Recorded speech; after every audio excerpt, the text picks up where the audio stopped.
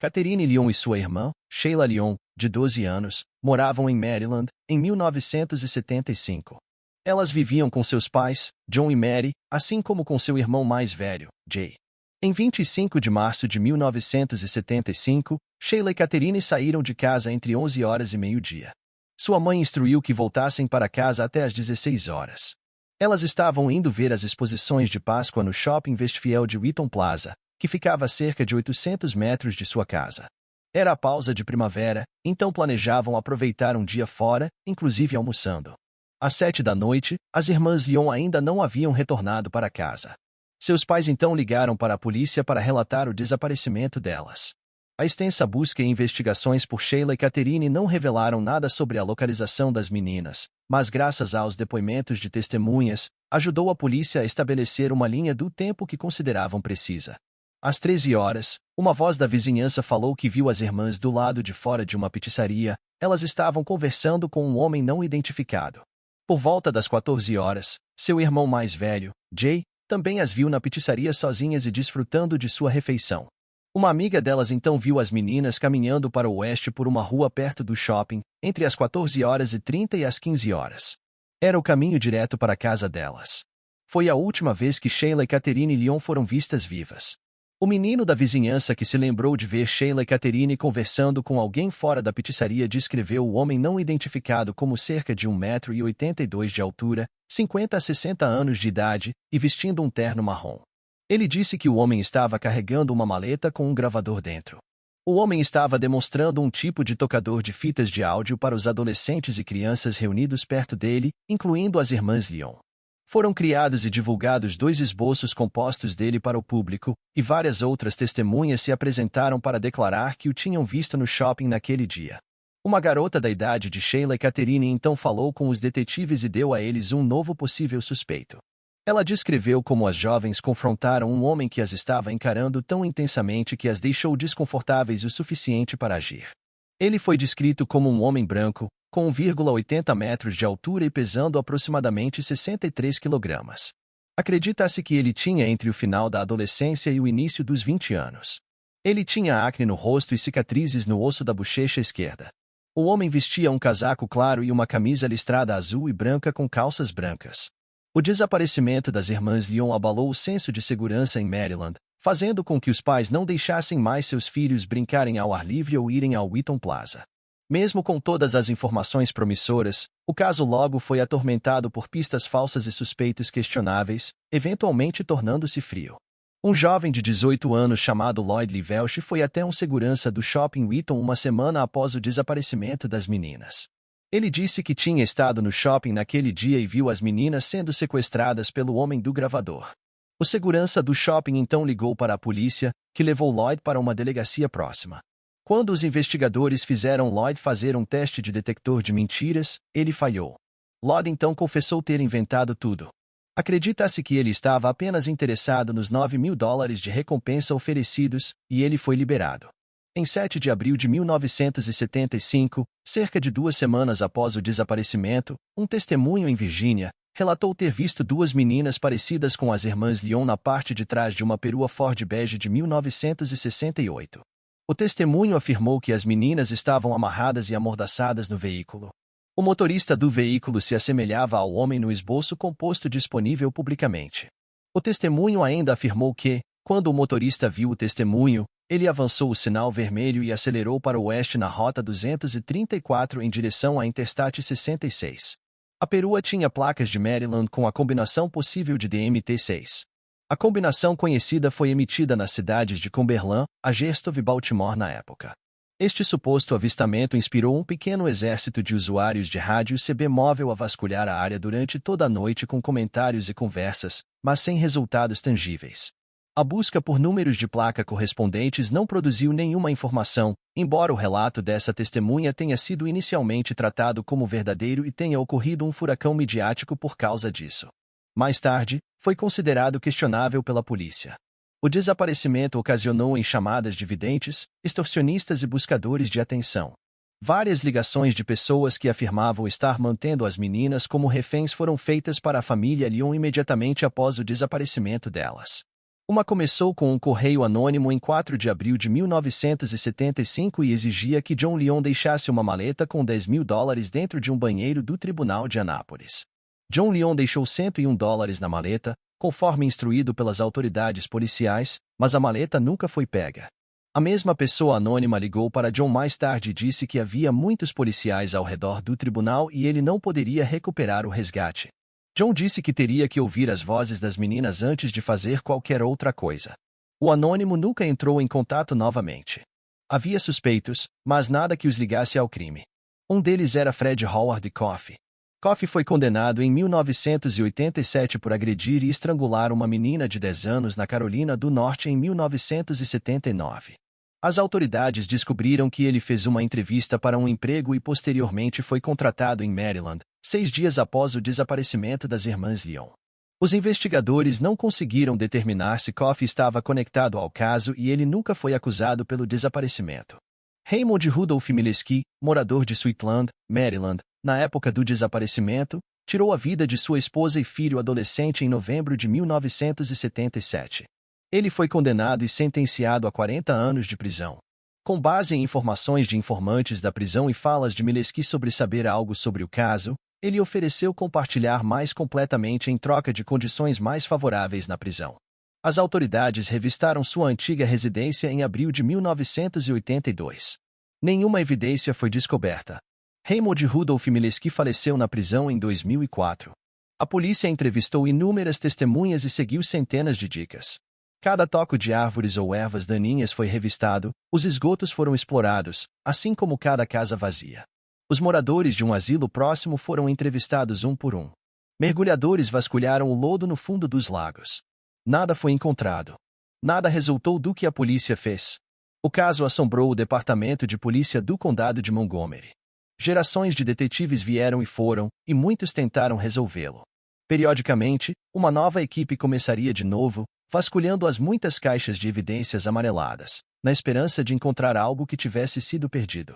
Em 2012, o Departamento de Polícia do Condado de Montgomery decidiu fazer um último esforço para resolver o mistério das irmãs Leon. Sua abordagem foi agir como se uma ligação tivesse acabado de chegar para as duas meninas desaparecidas e vasculhar as caixas de registros do caso como se estivessem começando do zero. Uma das descobertas mais intrigantes no início foi um breve relatório escrito pelos investigadores uma semana após os desaparecimentos. O relatório era sobre Lloyd Lee Welch, de 18 anos, que falsamente afirmou ter visto o homem do gravador sequestrar as irmãs.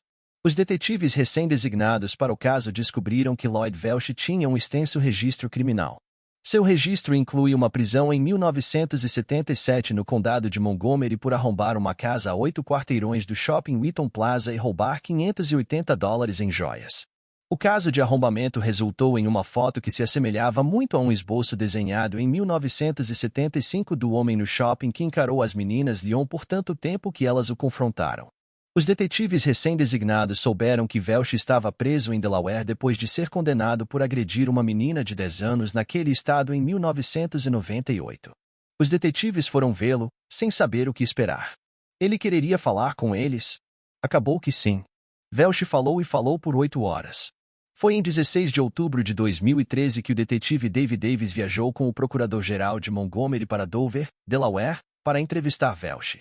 Ele reconheceu que estava no shopping no dia em que as irmãs Leon foram reportadas como desaparecidas, mas disse que não teve envolvimento no desaparecimento delas.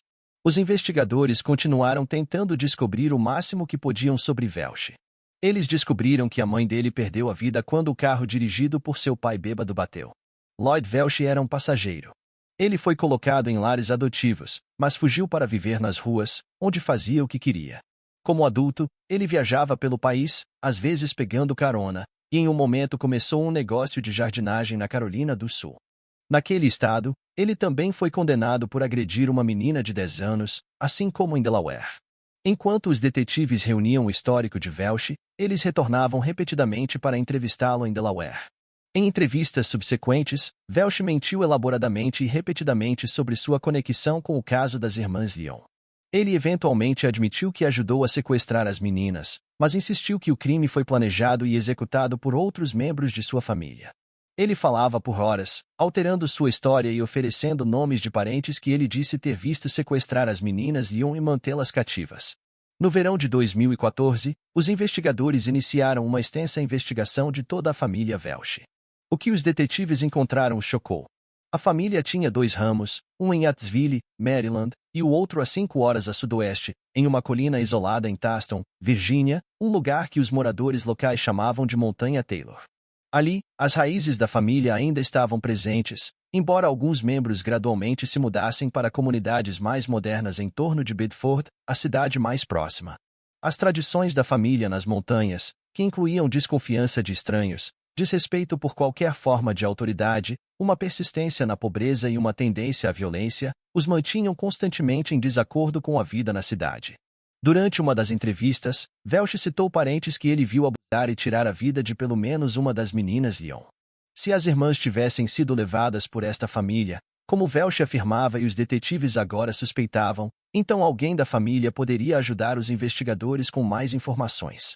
Em 2015, Welch afirmava que o principal culpado tinha sido seu tio Richard, que ele disse ter planejado o sequestro e a morte das meninas. Richard Welch tinha quase 70 anos na época, mas parecia mais velho. Além dos problemas cardíacos, ele enfrentava uma série assustadora de acusações. Vários membros da família o acusaram de comportamento feio e violento em relação a eles no passado. Richard Welch negou tudo. Ele foi convocado para comparecer perante um júri em fevereiro de 2015, onde ainda sustentou sua versão. Ele disse que nunca viu nenhuma das irmãs Lyon e não sabia o que aconteceu com elas. Em 12 de maio de 2015, os detetives visitaram Lloyd Welch novamente para ver se ele poderia lhes contar mais alguma coisa. Ele continuou criando uma história após outra para explicar o que aconteceu com Sheila e Catherine, sempre colocando a culpa pelo crime em outros. Gradualmente, e muitas vezes inadvertidamente, ele revelou mais e mais sobre si mesmo e sobre o crime. Os detetives perceberam que era preciso esquecer a narrativa, a maneira de interpretar Welch era olhar além de suas histórias para os detalhes. Muitas de suas versões continham certos detalhes que se repetiam. Observar as meninas no shopping, uma perua, uma menina chorando no banco traseiro, um porão acessado pelo quintal, um machado, uma bolsa militar verde e uma fogueira. Em uma segunda-feira de maio de 201, o detetive David Davis foi em busca do local onde Welch e seu tio Richard tinham tirado a vida de Catherine antes de colocar seus restos em uma bolsa militar e ordenar que ele a levasse para a Montanha Taylor. A antiga casa do tio Richard foi completamente destruída para dar lugar a um novo prédio do Tribunal Distrital, mas Davis sabia exatamente onde ficava. A história de Welch não fazia sentido. Aquela casa era o último lugar onde se levaria 2 meninas pequenas. A casa ficava bem ao lado da delegacia de polícia. Dave procurou então a Rua Burhannan, que Lloyd Welch também havia mencionado, e onde membros da família Welch já haviam morado. Quando Dave chegou lá, reconheceu uma casa pelas fotos do arquivo policial. Era a casa onde os pais de Lloyd Welch tinham vivido. Os proprietários atuais da casa levaram Dave até um porão, acessado apenas contornando a casa até a parte traseira. Dave entrou em um calabouço de pedra escuro e com teto baixo, cheio de móveis antigos. Este era o lugar, ele sabia. Era exatamente onde alguém esconderia 2 jovens assustadas. Você poderia fazer qualquer coisa sem ser visto ou ouvido. Dave retornou no dia seguinte com uma equipe forense. Eles borrifaram spray azul para tentar encontrar qualquer vestígio de sangue. O spray iluminou do chão ao teto. O quarto se revelou como o lugar onde Sheila e Catherine Lyon, ou pelo menos uma delas, passaram seus últimos momentos. Welch frequentemente falava sobre o santuário de seu tio Richard, mas tudo isso era mentira. Este era o espaço onde Lloyd Welch passava o tempo. Não muito tempo depois de David Davis encontrar o provável local do crime, o caso contra Lloyd Welch era sólido o suficiente para acusá-lo. Em 12 de setembro de 2017, ele se declarou culpado por encerrar a vida de Sheila e Catherine Lyon. Apesar de se declarar culpado, ele ainda afirmava que seu envolvimento era, na verdade, muito limitado. Ele recebeu uma sentença de 48 anos e, considerando que tinha 60 anos em 2017, era essencialmente uma sentença de prisão perpétua. Frustrantemente, Lloyd Welch ainda se recusa a dizer aos investigadores onde podem encontrar os corpos. Os investigadores ainda estão examinando a possibilidade de que Lloyd Welch não tenha agido sozinho. O tio Richard trabalhava como segurança no shopping por volta do mesmo tempo e teria sido muito mais fácil para ele sequestrar as 2 meninas do que para Lloyd Welch. Roger Scott Dunn nasceu em 10 de fevereiro de 1967 em Lubbock, Texas, um dos dois filhos de Jim e Mary. Todos o chamavam de Scott. Scott era descrito como brincalhão, adorador de diversão e conquistador de mulheres. Em 1991, aos 24 anos, ele deixou o exército e se estabeleceu em Lubbock. Trabalhava na MGM Electronics, onde instalava sistemas de som personalizados em veículos. Ele adorava trabalhar em carros e até ganhou competições de instalação de estéreo. Ele também comprava, restaurava e revendia automóveis usados por conta própria. Scott namorava Alicia Hamilton, uma garçonete de 28 anos. Na noite de 13 de maio de 1991, Scott participou de uma festa na casa de um amigo e, do nada, ficou seriamente doente. Ele não conseguia andar nem dirigir para casa e dormiu na casa do amigo. Na manhã seguinte, Alicia foi buscá-lo para que ele pudesse descansar em sua própria cama no apartamento que compartilhavam. No dia seguinte, em 15 de maio, Scott finalmente se sentiu bem o suficiente para voltar ao trabalho. Seu carro ainda estava na casa do amigo, então ele combinou para que seus amigos o levassem ao trabalho. Ele contou isso para Alicia, que fechou para ele e saiu para o trabalho. Quando seus amigos chegaram ao apartamento deles, Scott não atendeu. Alicia chegou em casa mais tarde e disse aos amigos que ele deveria ter saído enquanto ela estava no trabalho. Scott não voltou para casa naquela noite e nos 2 dias seguintes não houve absolutamente nenhum sinal dele. Alicia então contatou Jim Dunn, pai de Scott, que morava na Pensilvânia, e disse que Scott tinha desaparecido. Jim então entrou em contato com o departamento de polícia de Lubbock para registrar um boletim de desaparecimento. Jim disse aos detetives que era incomum Scott deixar seu Camaro, apelidado de Submarino Amarelo, e suas ferramentas no trabalho. Quando a polícia chegou ao apartamento de Alicia e Scott, Alicia imediatamente disse à polícia que um pedaço de carpete estava faltando embaixo do sofá. No quarto de Scott, a polícia encontrou o pedaço de carpete perdido. Ele estava colado com fita adesiva com o carpete do quarto. Um pedaço de carpete havia sido removido do quarto. Ao redor da cena, a polícia notou uma mancha de cor ferrugem. Estava claro que era sangue. Havia outra grande mancha no acolchoado sob o carpete em uma seção. O sangue no acolchoado tinha penetrado no concreto abaixo dele. Também parecia que alguém havia limpado o sangue do rodapé da parede. Os investigadores usaram luminol para testar o quarto. O quarto brilhou.